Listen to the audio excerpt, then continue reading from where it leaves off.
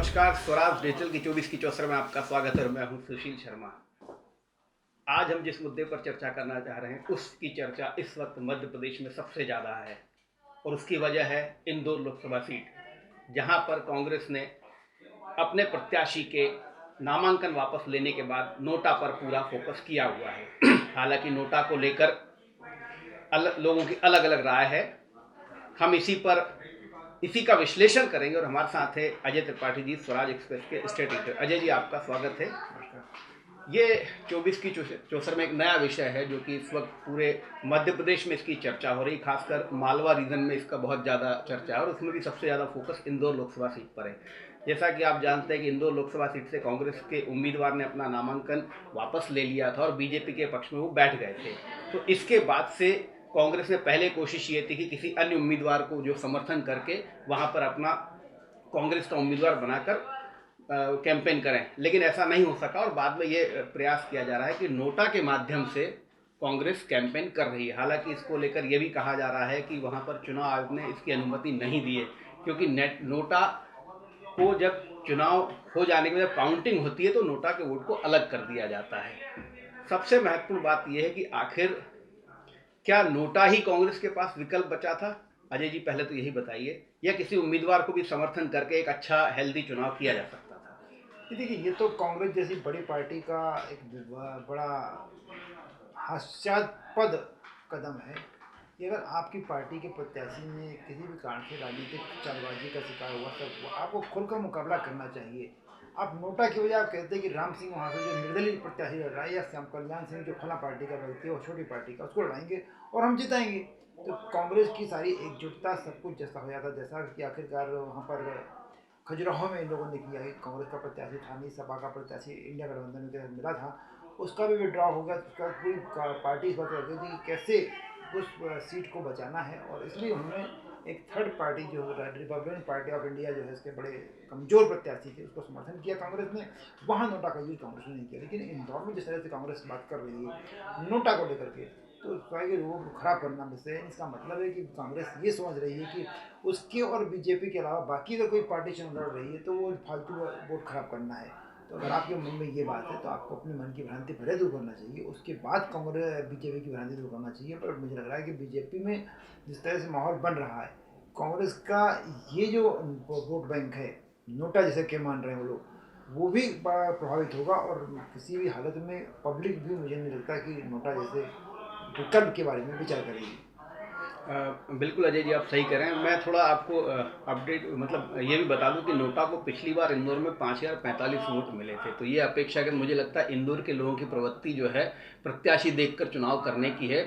यदि सभी दलों के प्रत्याशी, जितने प्रत्याशी मैदान में, उसमें से जो सबसे बेहतर हो सकता है उसको चुनने का ही विकल्प जो है जनता वहाँ पर अपनाती रही है। लेकिन जो जिस तरीके का कैंपेन अभी कांग्रेस ने चलाया हुआ है, उससे ये भी माना जा रहा है कि शायद ये इस बार नोटा की संख्या लाखों तक जा सकती है। हालांकि मैं आपको कुछ और डिटेल दे दूं कि मध्य प्रदेश में यदि आप 2019 के लोकसभा चुनाव की बात करें तो सबसे ज़्यादा जो है 2 लाख नोटा वोट जो है जनरल सीटों पे ही पड़े थे। लेकिन ये जनरल सीटें थी 19 सीटें और इसके बाद एसटी की सीटों पर 1,44,000 वोट जो है वो पड़ा था। 2014 की बात कर रहा हूँ। और एससी में जो है 38,000। तो एससी का वोट जो है 2019 में भी अगर आप देखें तो लगभग समान था। 34,000 वोट नोटा में पड़े थे। एसटी में 1,46,000 पड़े थे, जो 1,44,000 से 2,000 ज़्यादा ही थे।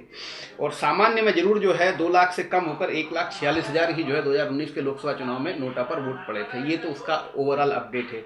आपको क्या लगता है कि इस पूरे कैंपेन को इंदौर के लोग किस नज़र से देख रहे होंगे? यदि किसी पार्टी का प्रत्याशी बैठ गया तो क्या उसमें दूसरे दल का दोष है, प्रत्याशी का दोष है, या जिस तरीके की कांग्रेस बात कर रही है, दावे कर रही है कि उनके प्रत्याशी को किडनैप कर लिया, ये लोकतंत्र का हरण है, ये चुनाव का हरण है, क्या जनता वहाँ की इंदौर की इस मुद्दे को भी क्या वोट देने के पहले विचार कर सकती है, या वो बेहतर यही होगा कि वो प्रत्याशियों के बीच से किसी प्रत्याशी को चुने? नहीं, मुझे लगता है कि कांग्रेस ने जो तरीका अपनाया है, कांग्रेस में अपनी प्रतिष्ठा की लड़ाई अंदर अंदर मची हुई है। हर नेता चाहता है कि उसका क्रेडिट उसको जाए, ऐसा हो नहीं पा रहा है और एक नेतृत्व के अभाव में ये स्थिति बन गई है। तो मुझे लग रहा है कि कांग्रेस तो उसी एजेंडे पर, चूंकि नोटा वाले मामले में जिस तरह से उन्होंने प्रचार किया है, कांग्रेस को काफ़ी हाइप मिली है, तमाम अन्य पार्टियाँ खड़ी हो गई हैं, समाज के बहुत लोग उसके साथ खड़े हो गए हैं। तो मुझे लग रहा है कि कांग्रेस को लग रहा है कि वो हाइप कैसे गेन करेगी, और वो हाइप पॉलिटिकल हाइप गेन करने के चक्कर में कांग्रेस इस तरह का कदम उठा रही है। पर ये लोकतांत्रिक दृष्टि से बिल्कुल उचित नहीं होगा। आप किसी पार्टी का समर्थन कर सकते हैं, आपके संग जो हुआ वो गलत है। अगर बीजेपी ने गलत किया, जनता दल ने गलत किया, कि जिसने भी गलत किया कैसा किया है तो गलत हुआ है। लेकिन आप उस लोकतंत्रात्मक व्यवस्था में जो गलती हुई है उस गलती को इस ढंग से एलिब्रेट मत करिए कि आपको अंत में जाकर के लोग आपको भी तमाम आपके ऊपर टिप्पणियाँ होने लगी, आपको अभद्र भाषा का बार प्रयोग किया जाए।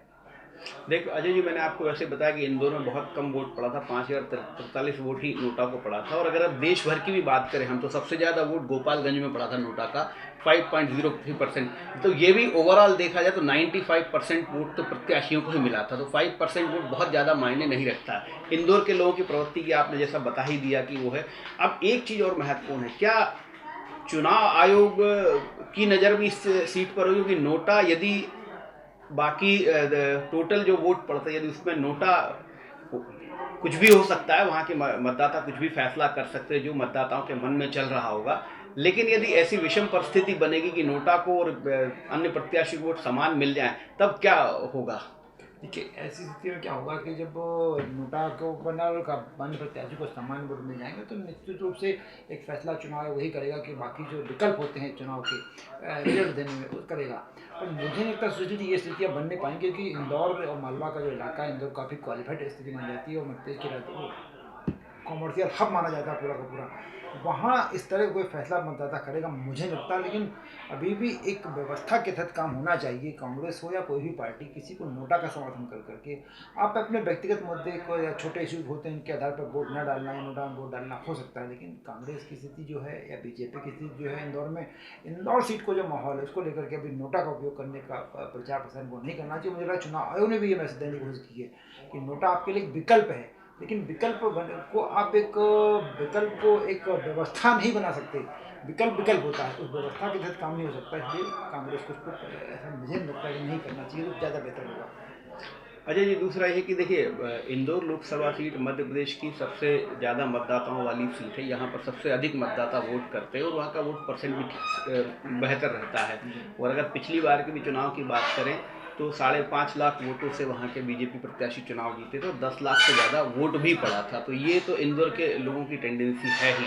अब मैं थोड़ी और आपको अन्य सीटों के बारे में बता दूं। देखिए, वहाँ मालवा निमाड़ में जो आखिरी फेज का चौथे चरण का, जो मध्य प्रदेश में चौथे चरण का चुनाव जिसमें शेष बची मालवा की सीटों पर चुनाव हो जाएगा, वहाँ पर रतलाम में भी 35,000 वोट नोटा को पड़ चुका है।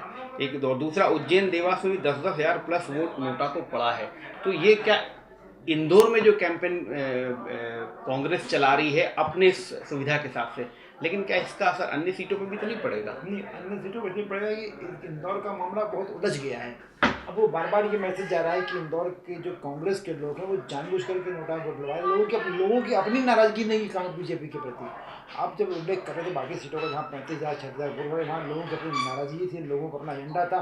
कांग्रेस का एजेंडा है यहाँ पर इंदौर में, कांग्रेस अपना एजेंडा बना रही है और अपने एजेंडे को चाहती है कि पब्लिक उसका सपोर्ट करे, और यही सारा खेल हो रहा है। इसलिए मुझे लगता है कि नोटा के मुद्दे पर इलेक्शन कमीशन बिल्कुल कांग्रेस को रैली निकालने, जुलूस निकालने या नोटा का खुलेआम समर्थन करने की अनुमति, मतदाताओं से करने की अनुमति नहीं देगा। क्योंकि आधिकारिक तौर पर सबको पता है कि अगर आपको कोई पसंद है आप नोटा में वोट दीजिए, व्यवस्था से देखी गई है।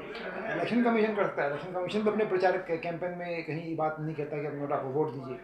और ऐसी स्थिति में अगर कहानी होती है वाली, तो मुझे नहीं लगता कि प्रशासनिक तंत्र या चुनाव का तंत्र वो कांग्रेस के खिलाफ कोई एक्शन नहीं लेगा। एक सवाल और अजय जी इसी से जुड़ा हुआ, मैं ये भी खासकर आपसे तो समझना चाहूँगा बिल्कुल इस बात को, क्योंकि आप एक बहुत अच्छे विश्लेषक तो हैं ही और मतदाता भी हैं। कांग्रेस जो इंदौर के मतदाता का, आप सोचिए उसके मन में क्या होगा जब कोई कांग्रेस का कार्यकर्ता है, कांग्रेस का नेता कांग्रेस के कोर वोटर के पास जाके ये बोलेगा कि आप किसी को वोट नहीं करिए और नोटा को वोट करिए। तो क्या मतदाता के तौर पर कांग्रेस के मतदाता को ये बात जो है, मतलब इस बात को लेकर क्या रिएक्शन उसके मन में होता होगा? क्या वो इस बात को स्वीकार कर लेगा भी आपकी गलती, आपके प्रत्याशी की गलती, मैं तो आपका वोटर था, या तो वो वोट न देने जाए, या फिर ऐसा तो नहीं कि भाई कांग्रेस जो कही वही करेगा, वो उसकी तो एक आइडियोलॉजी से जुड़ी हुई बात है ना। नहीं, देखिए उसमें मतदाता तक कांग्रेस के लोग पहुंचेंगे और लेकिन मतदाता की जो अपनी एक वजूद है वो साफ लग रहा है कि आप वो अपने मन से भले नोटा को वोट देते, लेकिन आप उसको जब प्रेशराइज करें कि नोटा को वोट देना है, तो वो भी इतना समझदार मतदाता है कि वो जानबूझ के आप कर रहे हैं, आप एक पॉलिटिकल गेम का हिस्सा बन रहे हैं, इसको समझ में आ रहा है। तो मुझे नहीं लगता कि अगर अपने आप छोड़ देते तो हो सकता है कि उतने वोट नोटा को पड़ जाते जितने वोट अभी कांग्रेस के कहने पर नहीं पड़ेंगे। कांग्रेस एक रणनीति के तहत काम कर रही है, मतदाता के मन में डाला जा रहा है बार बार ये बात। तो मुझे व्यक्तिगत तौर पर सुशील जी ये लगता है कि कश्मीर मतदाता समझदारी दिखाएगा और वो कांग्रेस को जवाब देगा, और नोटा पे जितने वोट पड़ने चाहिए तो उतने वोट भी नहीं पड़ेंगे, मुझे ऐसा लग रहा है। तो आज हमने 24 की चौसर में समझा कि मध्य प्रदेश में खासकर इंदौर लोकसभा सीट पर जिस तरीके के नोटा का प्रचार कांग्रेस कर रही है उसका कितना असर होगा। अजय जी ने हमें ये भी बताया कि मतदाता की मनस्थिति जब कांग्रेस के नेता जाएंगे और वो ये नोटा के लिए बात कहेंगे तो मतदाता की मनस्थिति क्या होगी। और अजय जी का ये भी साफ कहना है कि कैंपेन कितना भी अच्छा कर लिया जाए पर नोटा को लेकर इंदौर के जागरूक मतदाता उस तरीके का प्रतिसाद कांग्रेस को नहीं देंगे। आज के लिए बस इतना ही। कल हम फिर किसी मुद्दे पर आपके साथ होंगे, तब तक के लिए नमस्कार।